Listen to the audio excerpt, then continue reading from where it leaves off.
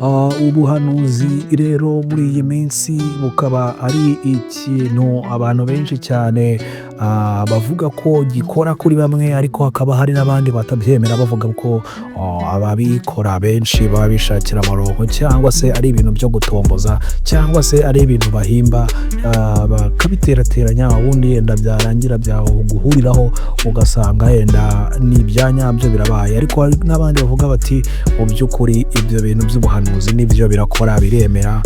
Iyo umuntu akubwiye ibintu anytime, sooner or later, cyangwa vuba cyangwa bitinde cyangwa bitebuke, ibyo bintu biba bishobora kuba byaba at any time.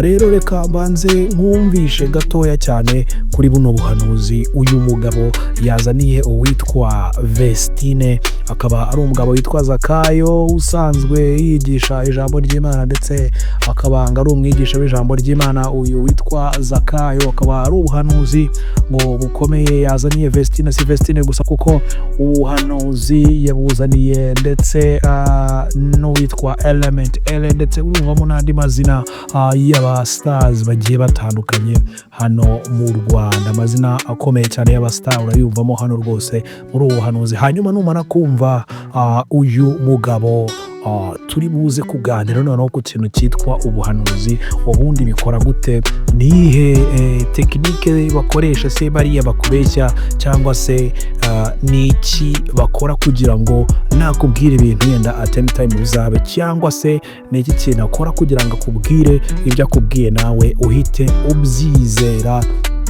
n'ibintu mu by'ukuri biri tangible ndetse bizaba. Wowe ntujye kure, gusa kanda subscribe, like, share na comment, ubundi twibanire hano ku muryango mugari wa Take One. Mbere yuko ariko tugira ikindi kintu cyose twaganira, banza wumve ubuhanuzi uyu mugabo yahanuriye Vestine uherutse gukora ubukwe, ndetse si we wenyine. Ubuhanuzi bukaba burimo ngo na Element LA.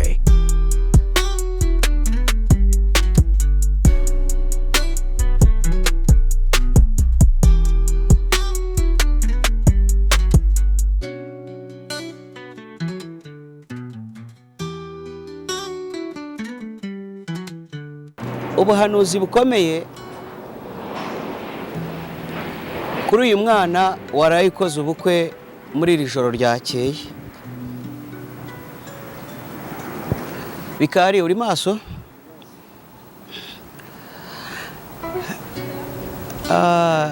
Imana yansuye, iransura, ngirirwa umugisha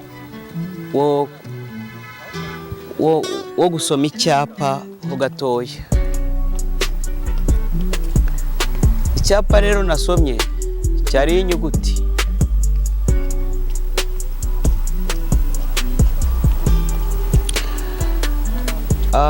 Vestina, Mana yansuye inyereka ari ku nyanja ngari cyangwa se ku kiyaga. Aho hantu yarari hari amato menshi kandi manini ahenze.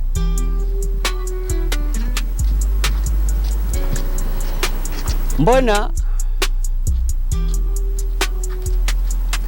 ahawe uburenganzira bwo guhitamo ubwato we yabasha kuba yajyamo. Ubwo bwato bukaba bwamugeza aho yaragiye. Bwari ubwato bwiza bugeretse gatatu bw'umweru, ariko uwari ubutwaye we ntabwo namubonye. Vestina yinjira muri ubwo bwato. Ubwo bwato bugihaguruka bugiye nka metero 70,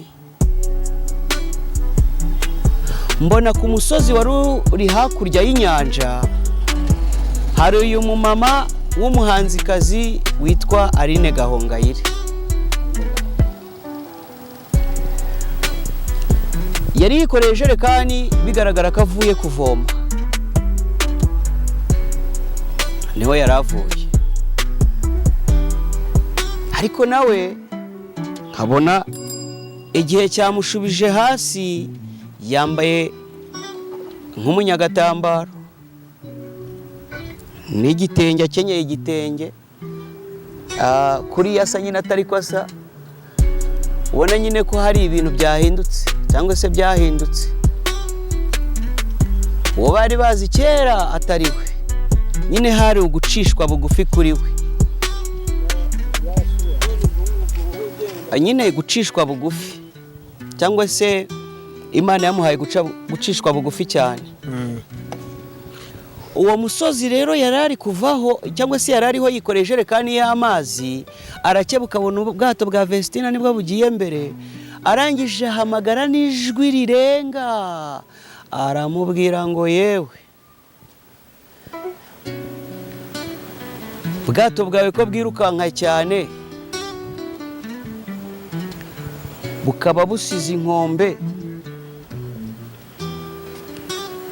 aho buzajya ko nta nkombe ihari buzaparika hehe? Ariko iryo jwi ntiryagenda ngo rigere kuri Vestina. Aline Gahongayire afata telefone, agiye guhamagara, nabonaga ari nko gushakisha umuntu yahamagara, none uwo muntu ahamagare Vestina amubwire ngo garuka asubira inyuma, reka ubwato buhagararaho ku nkombe, kubera ko aho ugiye ntabwo buzabona aho buparika.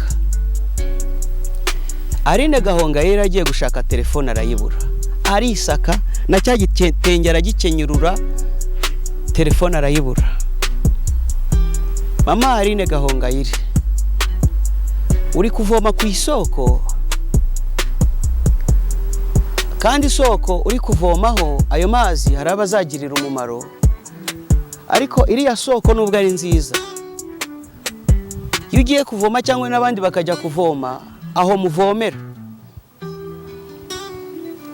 hari igisambo kibiba telefone zanyu.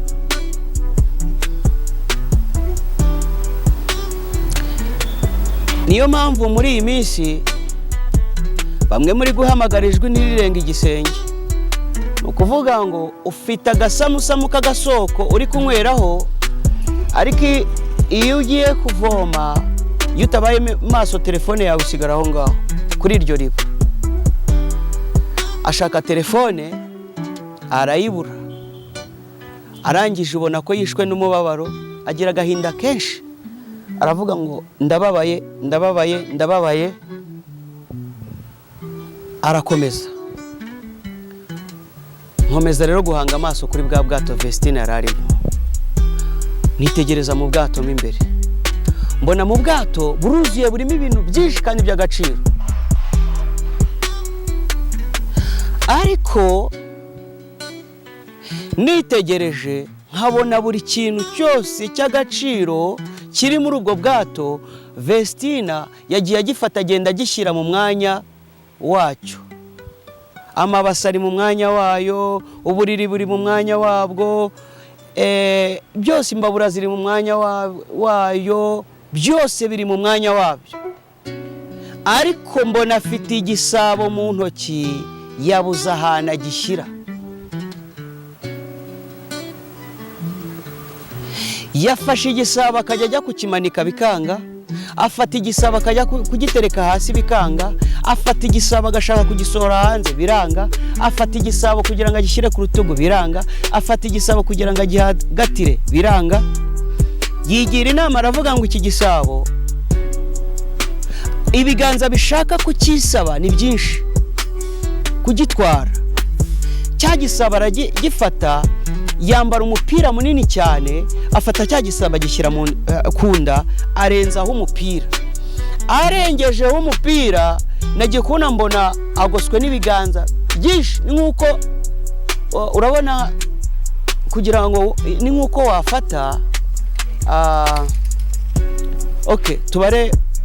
tubare wenda nka pisine yuzuze nk'ibishyimbo, noneho baguhagarikemo ibyo bishyimbo, noneho bitangire bibuje nk'izi ntoki, noneho ufata intoki zimeze gutyo. Intoki nta kindi zirashaka kiriya gisabo we yahishe kunda. Haje rero umukobwa bigaragara ko afite uruhu rujya kumera nka bariya bakobwa bo muri Sudani. Urabona ukuntu baba basaba birabura, ukuntu Sudani y'Epfo ubona ukuntu birabura ukuntu, mbona umukobwa araje aje, yari yambaye umukenyero, yitandiye gisilamu nk'umusilamu, noneho afata umukenyero w'icyatsi yari yambaye, Vestina we yari yunamye ku gisabo kunda gutya agifatiyeho, noneho wa muntu asa n'urengeje wa mukenyero cyangwa se wa mwitero nk'uwukubye nka kuri ukwezi gukubye, noneho akiwukuba hahita havamo agashururu akazi. Ni ukuvuga uko umukenyero yawukubye awuzana gutyo, hahise havamo agashyururu kikaraga, agashyururu karagenda. Vestina kubera ko atarebaga ibihita ku ruhande, nta n'undi muntu wari uri hafi aho ngaho byibura ngo avuze induru cyangwa ngo amuburire cyangwa ngo amusengere cyangwa ngo amushinganishe, agashyururu kagiye kahita kababura iki gice, imyenda ye yari yambaye irashya. Noneho giye kubona mbona wa mukobwa wari wambaye igisilamu cyangwa se nk'umusilamukazi ahise afata cya gisabo arakijyana, igisabo arakijyana, igisabo arakirukankana, ava muri ya nyanja yambuka ku kandi gasozi kameze nko mu butayu, aragenda yinjira mu nzu. Iyo nzu ukuntu yari imeze ni igiti kimwe gishinze gutya, noneho hejuru y'icyo giti hariho ni nk'urugori, nk'umuzenguruko. Noneho kuri uwo muzenguruko uri hejuru cyangwa se urwo rugori ruri hejuru hariho ibiziriko bimanutse bigera hasi, ibiziriko bizengurutse urwo rugori uko icyo giti kizamuka. Urabona nk'ibi biti by'amashanyarazi, aya mapoto ukuntu biba bimeze, ni ukuvuga ngo ibyo biziriko byamanukaga bikagera hasi.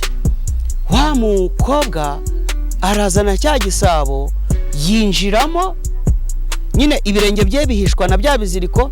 Noneho mbona afashe cya gisabo cya Vestina atangiye kugiharuza urwembe. Bantu musenga. Zaka, tukiri aho kuri ubwo mbese kuri izo nzozi zawe twazita inzozi, ubashe kugeza ku banyarwanda kugira ababagera kuri Vestina bari bubyumve babimwumvisha. Aho ntibaravuga ati ngo wenda sinzi wenda icyo ushaka ni ubusikamo. Hari ababivuga twese kuko ntabwo twumva kimwe. Umva, igihe Noheli yazaga avuga ko azashaka Masiya, mesaje yatambutse bwakeye yihana, sibyo? Uriya Hategekimana nawe waje avuga ngo yanyweye amaraso ya Pastor Theogene, nawe bukeye duhuye yarihannye. Jewe ndi gutambutsa message Imana yampaye, amatwi yumva niyo yumva nyine ibyo ndi kuvuga, no bishyira mu mubiri nta kintu uri bwumvemo. Ibi bintu ndi kuvuga no bishyira mu mubiri nta kintu uri bwumvemo. Wa musilamukazi yagiye yegama kuri cya giti kiriho urugori hejuru, ariko hari ibiziriko bigera hasi bigaragara ko ari nk'inzu ye. Afata cya gisabo atangira kugiharuza urwembe, aragiharagata aragiharagata aragiharagata aragiharagata aragiharagata aragiharagata aragiharagata. Ndavuga oya, ndareba mbona we muri cya gice cy'ubwato arimo, we nta kindi ari nukurira gusa. Amarira ni menshi, amarira ni menshi, amarira ni menshi, amarira ni menshi, amarira ni menshi.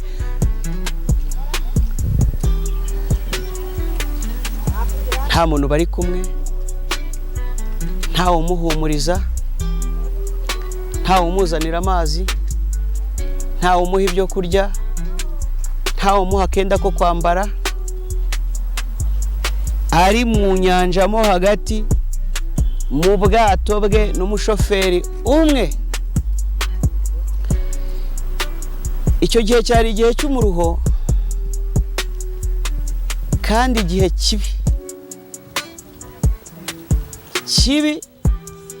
kibi nabonye,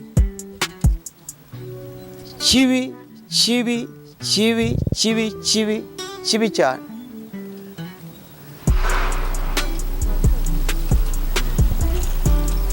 Wa muntu waharagataga igisabo we yakomeje araharagata. Ibyo yabashije guharagata akajya bishyira mu gasorori. Urabona igisabo kiba gifite ubwiza bwacyo, urabona ukuntu kiba kimeze. None ugafata buriya bwiza waharagasa ukajya bishyira ku gasahani, wabonaga ashaka kuzabirya mu gihe runaka. Ariko hashize icyo gihe Vestina yasubiye gusenga, yagiye mu iguni bw'ubwato akuramo agakeka, asohoka inyuma ahantu nabonaga hasa n'ahaturuka akayaga, aryama kuri ka gakeka atangira gusenga. Arasenga, ariko ntiyasengaga nk'uko kuri mubona.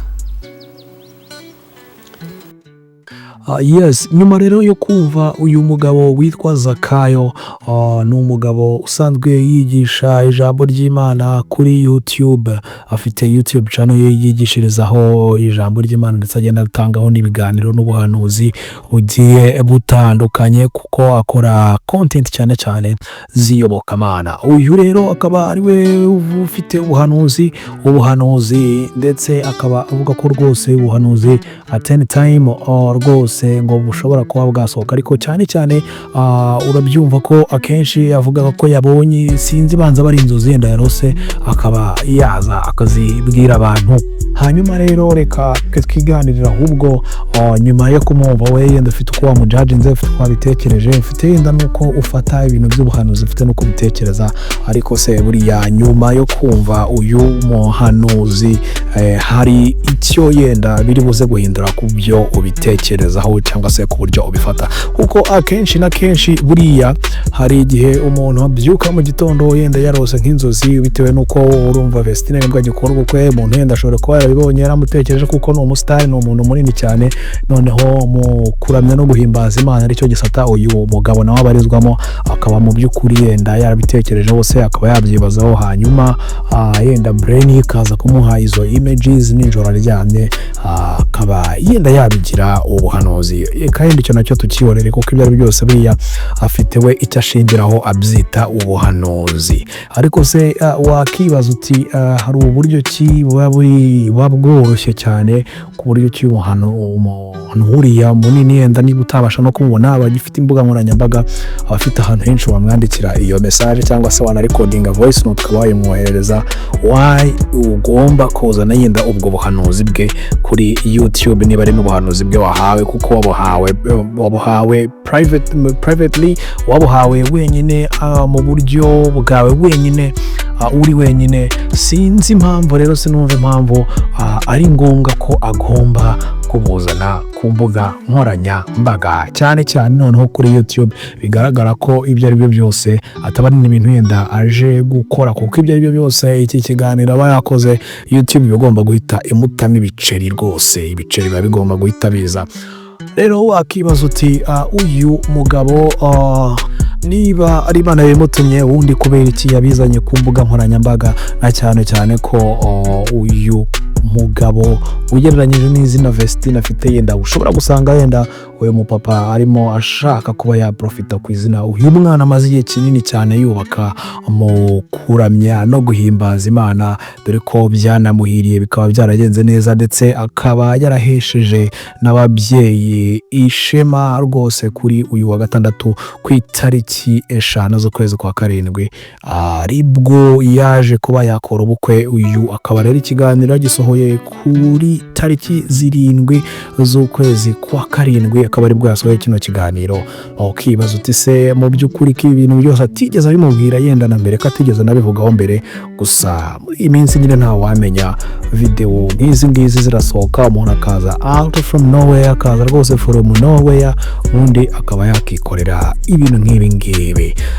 Reka rero nawe numva ibitekerezo byawe nyuma yo kureba buno buhanuzi, ndetse umbwire n'icyo utekereza ku buhanuzi yawe hasi muri comment. Ukomeze kugira umunsi mwiza.